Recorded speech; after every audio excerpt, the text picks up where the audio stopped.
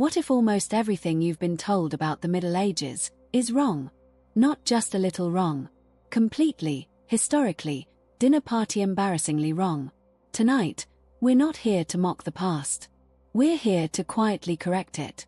Because some of the most famous facts about medieval life, the ones repeated in movies, textbooks, and even by your clever uncle, are actually myths. Some invented centuries later. Some just lazy stereotypes. And before we start, if you enjoy learning what really happened, take a moment to like this video and subscribe to Little Historical. It helps a tiny channel find its audience. Thank you. So here is the truth that history class never dared to whisper. The idea that medieval people believed the earth was flat is not just wrong. It is a lie crafted centuries later, polished by storytellers who wanted the Middle Ages to look foolish. Picture this. You are a sailor in the year 1300. The wind fills your lungs with salt. The horizon curves away from you like the gentle back of a sleeping giant. You watch the mast of a returning ship rise from the water before its hull appears. You do not need a professor to explain that. You see the curve every single evening when the sun sinks and the stars climb in a slow, deliberate arc. The ancients knew. The Greeks had measured the earth's circumference with nothing more than sticks, shadows, and a quiet mind. That knowledge never died. It was copied by monks, taught in cathedral schools, and drawn into manuscripts that still survive today. So where did the flat earth nightmare come from? Close your eyes for a moment and imagine a 19th century writer sitting by a fire, inventing a past that never existed. Washington Irving, the man who gave us the Headless Horseman, also gave us the myth of Columbus bravely defying flat earth fools. It was fiction. Pure, delicious, dangerous fiction. And we swallowed it whole. Now here is where the tension turns intimate. Consider what it means to believe a lie about the past. It is not just about maps or oceans. It is about control. When you make an entire era look stupid, you make yourself feel brilliant by comparison. That is the quiet seduction of the flat earth myth. It whispers to you, look how far we have come, look how enlightened we are. But the medieval mind was not waiting for Columbus to save them from the edge of the world. They already knew. They held globes in their hands, painted Christ ruling over round creation, and argued not about flatness but about size. Columbus himself got the size wrong. He thought the earth was much smaller than it truly is. Without the Americas accidentally sitting in his way, he and his crew would have starved in the middle of an ocean they never expected to cross. So the next time someone tells you that medieval sailors feared falling off the planet, smile gently and ask them who benefits from that story. The suspense does not end here. Because if they were not ignorant about the shape of the world, what else have we gotten wrong about them? What darker, stickier myths have clung to their skin, their bodies, their beds? That is where our journey turns next. And that question hangs in the air like wood smoke on a cold morning. If they understood the curve of the earth, then what else have we smeared across their memory? Let us speak now of something more intimate, more personal. The myth that medieval people never bathed. That they were crawling with filth, reeking of sweat and rot, afraid of water as if it were a curse whispered by witches.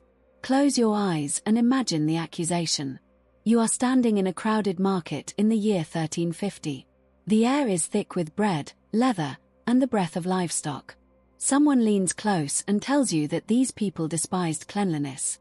That they believed washing opened your pores to evil spirits. That they died young because they were drowning in their own grime. Now open your eyes, because none of that is true. And the real story is far more seductive. Medieval Europeans bathed. Often. Public bathhouses dotted every decent town. They were not merely functional.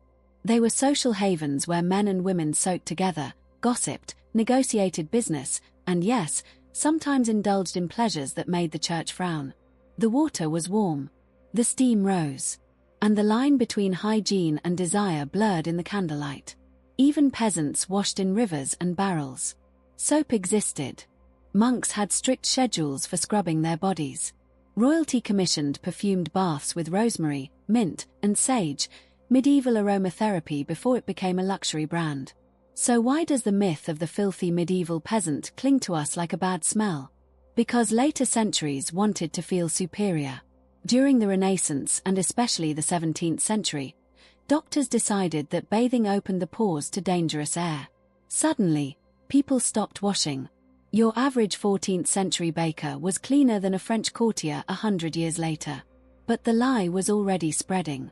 It is easier to believe that the past was disgusting than to admit that we are not so different. Now let the tension tighten. If they were not filthy, then what other intimate myths have we invented about their bodies, their beds, their breath? The next truth will touch something even more personal. Something you have seen in movies 100 times. And it will shatter like old glass. And shatter it does. Because the next myth is one you have seen with your own eyes. A knight in shining armor falls to the ground. He lands on his back with a heavy, hopeless clank. His arms flail. His legs kick at the air like an overturned beetle waiting for a boot. You have laughed at that image. Hollywood has sold it to you 100 times. The helpless tin can. The clumsy warrior who needs a crane to mount his horse. Now let me ask you something quieter. Something almost uncomfortable. What if that lie was designed to make you feel stronger than the past? What if the truth is that a knight in full plate armor was one of the most terrifyingly mobile things you could ever face? Sit with that for a moment. A full suit of battle armor weighed between 45 and 60 pounds. That sounds heavy until you realize that a modern firefighter carries more than that. A modern soldier carries more than that. The difference is that medieval armorers distributed every ounce across your entire body, shoulders, chest, legs, arms. It was not a prison. It was a second skeleton. A second skin. Surviving training manuals from the period show knights doing something that should make you reconsider everything you thought you knew. They show fully armored men wrestling, rolling, cartwheeling. Yes, cartwheels. They show fighters leaping onto horses without a single stair, vaulting from the ground as if the steel weighed nothing. Try that in your genes and tell me who is more restricted. So where did the turtle knight come from? There is something almost intimate about this deception. Part of the answer is tournament armor. In the 15th century, knights who competed in jousting wore extra plates, heavier and bulkier, designed to survive a lance strike at full gallop. That was not combat gear. That was sports equipment. The medieval equivalent of an NFL player's pads. You would not judge a sprinter by watching someone in a mascot costume. Another part of the answer is Victorian gentlemen. Wealthy men in the 1800s bought old suits of armor that were never meant for battle. Decorative pieces. Poorly fitted display items made of thicker steel. Then they put them on, wobbled around, and historians wrote down what they saw. A lie born from a costume party. The real knight moved like smoke and struck like thunder.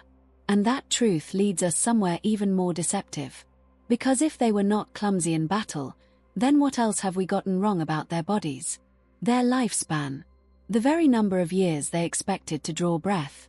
That myth is waiting just ahead, and it is the cruelest one yet. And that myth is the cruelest one yet. Because it touches something every human being secretly fears. The number you have heard whispered in documentaries, repeated in classrooms, stamped onto the medieval mind like a curse. Life expectancy was 30 years. You imagine a peasant celebrating their 29th birthday with the desperate joy of someone who knows the clock is about to stop. You imagine children becoming adults at 12, marrying at 14, and dying before they ever see their own grandchildren crawl across a hearth. It is a haunting image. Seductive in its tragedy. And it is almost completely wrong. Let me pull you closer to the truth. That infamous number, 30, is an average. And averages are liars. They hide more than they reveal. In the Middle Ages, infant mortality was brutal. A third of all children, sometimes more, did not survive their first 5 years. They were taken by fever, by famine, by accidents that modern medicine waves away like dust. Those tiny deaths drag the average down. They pull the number into a grave before life has even begun. But here is the intimate secret that no one tells you.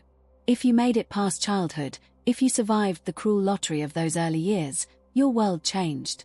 You were no longer a fragile thing. You were iron. Once you reached your teens, your odds of living into your 50s or even 60s were genuinely good. Provided you avoided war, plague, and the occasional dagger in a dark corridor. Medieval records are full of elderly people. Grumpy bishops who outlived 3 popes.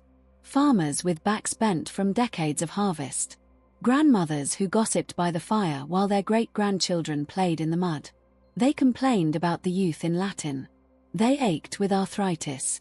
They had teeth worn down to brown stumps. But they were alive. The idea that everyone keeled over at 30 comes from a misunderstanding that feels almost deliberately cruel. It makes the past seem like a foreign country where humans barely existed. But you are not so different from them. If you survive childhood, you too could expect to grow old. The difference is not the span of years. It is the texture of suffering along the way. So the next time someone tells you that medieval people were ancient at 30, ask them what the number really measures. It measures loss, not a limit. And that quiet truth brings us to the end of our journey tonight. 4 myths. 4 quiet corrections. The earth was round. Their bodies were clean. Their nights were deadly. And their lives were not as short as you were told. The Middle Ages were not stupid. They were just different. And now you know.